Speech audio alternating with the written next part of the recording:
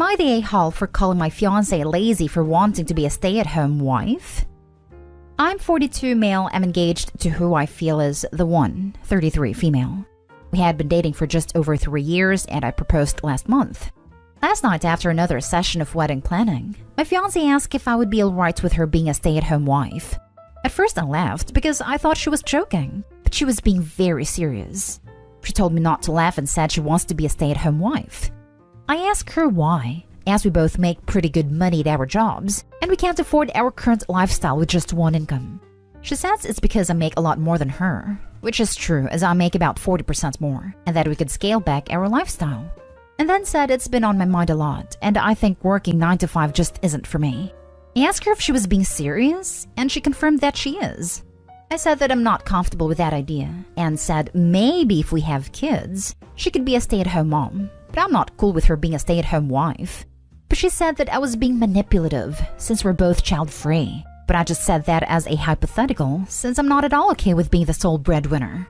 That devolved into a pretty heated argument, with her saying that I should support her dreams. But she never stated what she wants to do with her staying at home, even though I did ask. So this is where I may be the a-hole. In the heat of the moment, I said, "Where's this coming from? Why is it your dream to be a stay-at-home wife? Is it your dream to be lazy?"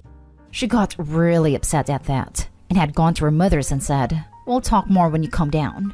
I'll be real here. I don't want her to be a stay-at-home wife. I'm not okay with being the sole breadwinner, and I do not wish to support this dream. I want a partner in life, not a dependent doing nothing productive with their days. Am I the a-hole? Now for the top comments. Not the a-hole. So she waits until you propose and she thinks she has you wrapped around her fingers to tell you her dream of being lazy and then has the nerve to say that you're the manipulative one? Jesus. That's a very good point. Up until I proposed to her, she was just filled with so much ambition, and that's one of the reasons I fell in love in the first place. Feels like it came out of left field, her sudden desire not to work. Oh man, I feel genuinely bad for you. I'm wondering, what are her friends' jobs? Like, does she surround herself with people that might have the same mindset when it comes to not working? All her friends and our mutual friends are all pretty ambitious people. Even the stay-at-home moms are very driven in terms of child rearing. This is very simple. Are you prepared to lower your standard of living solely to support her financially? Are you prepared to grind 5 days a week for the next 20 plus years at a job while she does whatever she wants to do? Personally, I'd say when you ask her what her dreams are and she dodged the question, she told you everything you need to know. Lol, support her dreams. If my husband had a dream to go back to college, I would support that. If he had a dream to start his own business in an area he was passionate about, I would support that. But if he had a dream to sit on his butt and play video games / be a stay-at-home husband, he would soon be supporting my dream to be divorced. It sounds like you and your fiancé have very different values in life. Not an a-hole. This all day. I've taken a few months to myself between jobs in the past. It doesn't take much time or effort to shop and clean for a household containing just 2 able-bodied adults. Next story. Am I the a-hole for not allowing my fiancé to dictate what my mom wears to our wedding? My fiancé and I are both Indian. Her family has been in the US for a couple generations, and I was born in India but came here at 6 years old and don't remember much of it.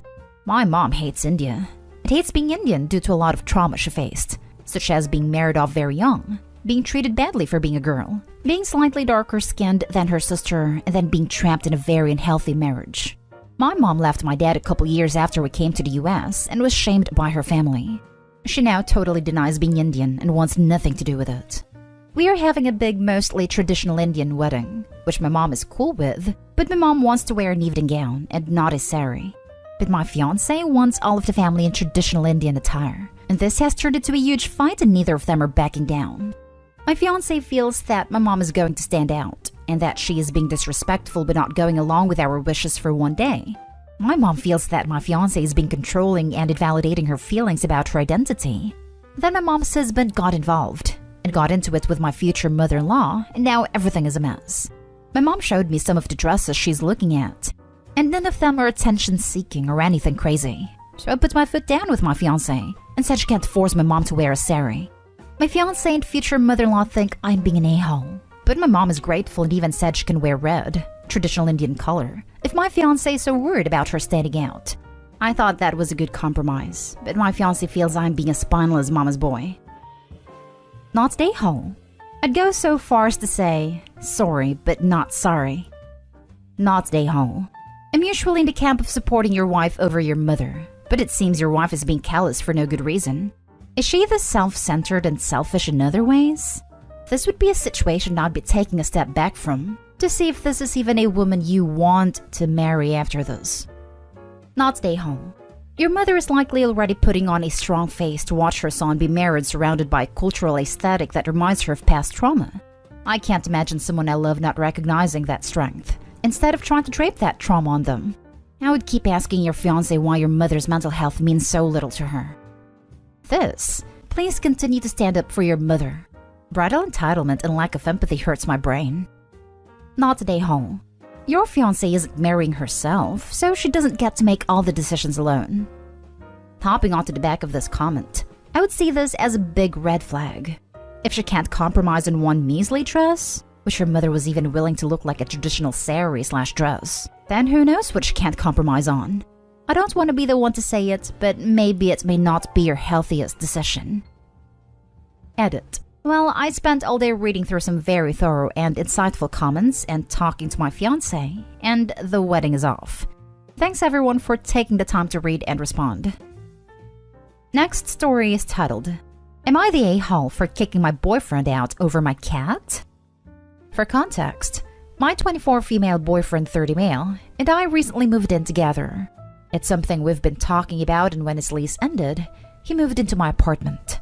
I have a cat, Millie, who is my baby girl that I've had since she was a kitten. Back when my boyfriend and I first started dating, he made a joke that if we were ever going to live together, he'd have to get rid of that cat, which I dismissed at the time. When he would come over, he would ignore Millie, making jokes about how cats are stuck up, how much she's a dog person. Again, I dismissed this, because I never acted hostile towards her, and I figured it was just a preference. When we started to get serious about moving in, he asked if I would consider giving her away because he didn't like the idea of living with a cat. He almost laughed before realizing he was serious. I told him that under no circumstances would I get rid of my cat. I felt guilty about being unwilling to compromise, but he actually took it well, and reassured me that if she was this important to me, he'd get over it. Fast forward to last night. I don't think he realized I was in the kitchen when he came home. Millie was on the couch, and I heard him go into the room and give this sigh. But before I could call out, I heard him say, "You're so freaking worthless." It terrified me because I've never heard him speak with such malice. He sounded like a different person. It was just so cold and hostile that I panicked and rushed out there to see him looking at Millie. Here's where I might be the a-hole. I completely freaked out. I was yelling, asking what he thought was doing talking to her like that. He jumped, and I scooped Millie up and told him to leave my apartment right now. He looked so stunned and started to argue, asking where was he supposed to go. I told him that I don't care. He just needs to leave. He was pissed and said he was going for a drive and slammed the door behind him. I immediately started sobbing and holding Millie. I was shaking, and she could tell I was upset and kept cuddling me. She calmed me down, and later when he texted asking if he could come back, I said yes. I put Millie in the bedroom so we could talk. We were both a lot calmer, and I felt awful after we explained aside. I'll often call Millie little names, and he said he was just trying to be playfully mean too and misjudged his tone. But he said it felt awful that I chose a cat over him, and that I called it my apartment when it's supposed to be our place. He told me he was constantly feeling second best to Millie, who I wouldn't even consider rehoming, and I had thrown him out over an animal when he's a person. I explained to him how much she means to me, and apologized for ever making him feel like this wasn't his home. I think I might have overreacted, but I just don't know. He's my boyfriend, and she's something I kept refusing to compromise on. But I also don't believe that he just misjudged his tone. Am I the a-hole? Not the a-hole, and he's lying now. Don't let him gaslight you. Your cat is going to go missing someday. This. If for some reason you do continue this, make sure you have plenty of photographs of her and you as proof that she's yours, and that she's microchipped because she will end up on the streets or dropped off at a shelter. Not a-hole. Rehome your a-hole boyfriend. You shouldn't have dismissed those earlier jokes. On a first date, you should have said something like, all jokes aside, I would never get rid of my cat. I can't BS on worthless comments being his attempt at being playful. He is just making up excuses because you caught him. Agreed. He got caught and came up with a BS excuse. Ditch him before the cat goes missing or worse. Not today, Hall. The way a person talks about an animal or treats an animal is a good indication of the type of person they are. After all the talk about wanting to get rid of her, I could never trust him alone with her. How do I know he won't poison her, physically hurt her, or dump on the side of the road? If it was my boyfriend, he would be gone. Flat out gone.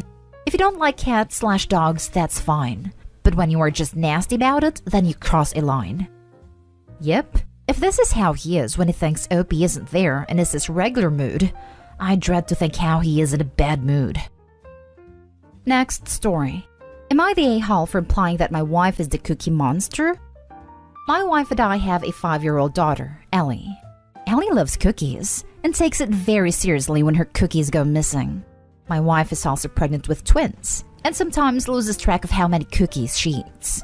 Last night, my wife came to me and said she ate the rest of the cookies. I said no problem and that we'll go to the store today for more. Ellie went to the kitchen for a snack and looked into the cookie jar to find it empty. She ran to me and said that we had an emergency. The cookies were missing. I helped her look for them, but after a few minutes, she realized they were really gone. I told her the cookie monster must have snuck in while sleeping and stolen the cookies.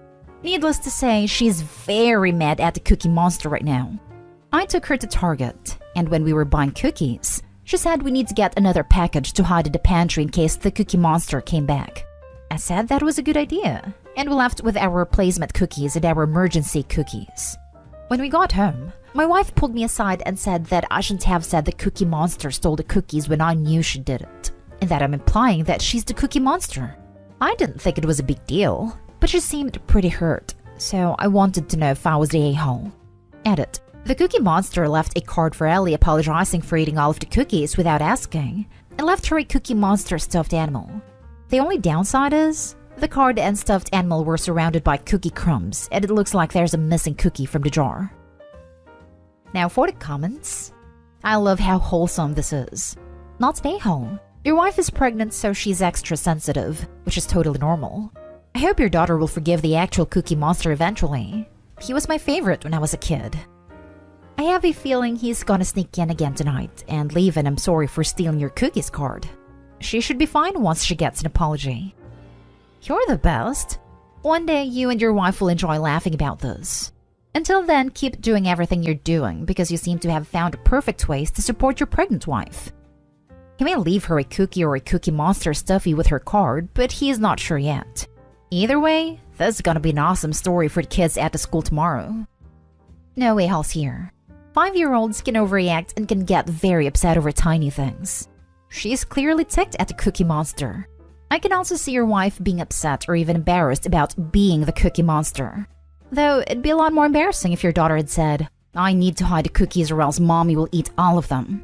Having her be mad at the cookie monster keeps her from being mad at her mom. So nobody has done anything wrong, except the cookie monster. Not an a-hole. It was a joke. And I bet your wife is hormonal due to being pregnant, so is more sensitive and more prone to eating more food. Don't mention it again, it'll blow over. I'm not mentioning it, but Ellie's not over it yet. She can hold a grudge when it comes to her cookies. Now for the last story. Am I the a-hole? My boyfriend inherited $1 million, and I want him to pay more towards the household. My boyfriend inherited $1 million early last year, both cash and investments. We would both rather have his mom back, but that's not possible. Over the past 10 years, my boyfriend has been unemployed many times. We agreed that due to his money issues, he would pay 1/3 of his take-home pay to rent/utilities. Until this past year, he also used my car when he needed. He would buy groceries, but I paid for most things. Now he has money. I've asked him to pay more in rent. His equal share would be $650 more than what he pays. When I brought it up, he suggested an extra $250, still leaving me to cover $400 more than him. This hurt my feelings, and we had a fight. He recently complained that he was the only one going to Costco, and that he shouldn't have to purchase so much. But he has made some small purchases for himself lately. Speakers, collectible skates, and snowboards. His wording is, I can't afford to do blank. But I'm not asking for anything more than household expenses. But I know he can afford to do more, and it hurts that he doesn't think he needs to. I suggested he look at what it would cost for him to live on his own, and it would be about 5 times what he is currently paying, all in with all our utilities and such. I think he is subsidizing his lifestyle at my expense, and he doesn't think he needs to contribute money because I don't need it. I'm not saving money, and really would like to have something for retirement. I said that if he doesn't want to pay his share, then he should have his own place. Am I the a-hole here? Not the a-hole. Kick him out. He'll start paying his own way real quick. You think he is using you to subsidize your lifestyle? Oh no, Opie. He is using you. He's a freeloading, greedy cheapskate. Put him at his $1 million on the curb and go live your best life. 10 years? Ages? Tell him to put up or shut up. Not the a-hole. That is what makes it just so egregious. I know a lot of people feel inheritance should be theirs and not something put into a family account. But when I was in a similar situation recently, I used the money to help my family out as a whole, as I know my wife would do the same. During our lives, our earning power has varied dramatically, and we always just pooled our income and paid off bills and rent, etc., without making exact amounts. That is, we did what we could to cover costs and never nickeled and dimed. And this was after 2 years, not 10 years.